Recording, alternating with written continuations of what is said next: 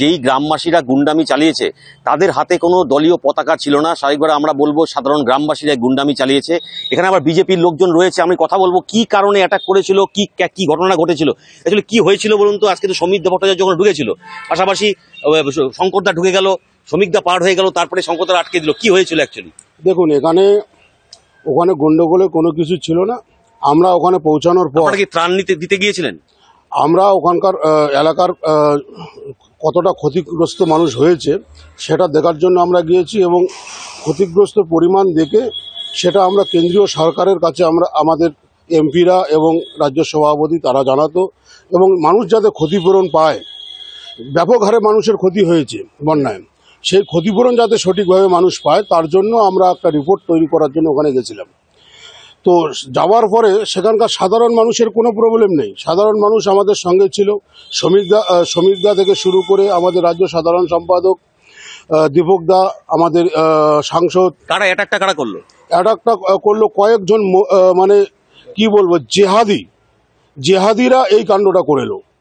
কারণ এখানে তৃণমূলের কয়েকজন দুষ্কৃতী জেহাদি, নির্দিষ্টভাবে আমরা কয়েকজনের নাম আমরা ধরে আমরা বলতে পারবো, কারণ আমাদের কাছে ভিডিও ফুটেজ রয়েছে।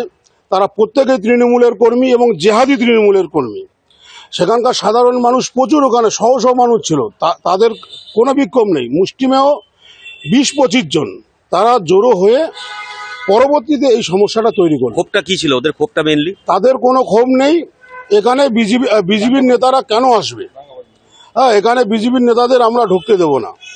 তার মানে বিজেপির নেতারা যাতে খোঁজ খবর রাখতে না পারে, রাজ্য সরকার যাতে কেন্দ্রীয় সরকারের যদি অনুদান আসে তারা লুট করে খেতে পারে, তার জন্যই ওরা এই পরিকল্পনা করেছে। মুষ্টিমেয় 15 থেকে 20 জন। কি করলো ওরা? প্রথমে তারা আসলো, এসে বলছে আপনারা এখান থেকে চলে যান, আপনারা এখান থেকে চলে যান, যেতেই হবে এখনই বলেই ধাক্কাধাক্কি শুরু হলো।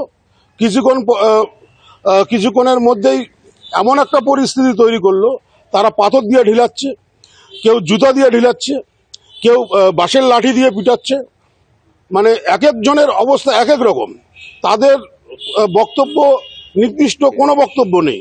আমরা তাদেরকে বলেছি যে ভাই আমরা এসেছি এখানকার খোঁজ খবর নেওয়ার জন্য। মূলত যেটা দাবি করা হচ্ছে, বিজেপির তরফ থেকে যাওয়া হয়েছিল মূলত খোঁজ খবর নিতে, কি পরিমাণ ক্ষতিগ্রস্ত হয়েছে তাদেরকে ত্রাণ দেওয়ার কথা পরিকল্পনা ছিল। সেখানে কিন্তু যখন শ্রমিক ভট্টাচার্য প্রথমে ঢুকে গিয়েছিল, তারপরেই পেছনে ছিল শঙ্কর ঘোষ এবং খগেন মুর্মু।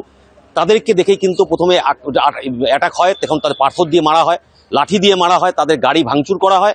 এই মুহূর্তে তারা রক্তাক্ত অবস্থায় মঙ্গলবাড়ি প্রাথমিক স্বাস্থ্যকেন্দ্রে তারা এসেছিলেন, সেখান থেকে তাদের রেফার করা হয়েছে। এই মুহূর্তে তারা বেসরকারি একটি নার্সিংহোমে শিলিগুড়িতে রেফার করা হয়েছে, সেখানে তারা চিকিৎসাধীন রয়েছে।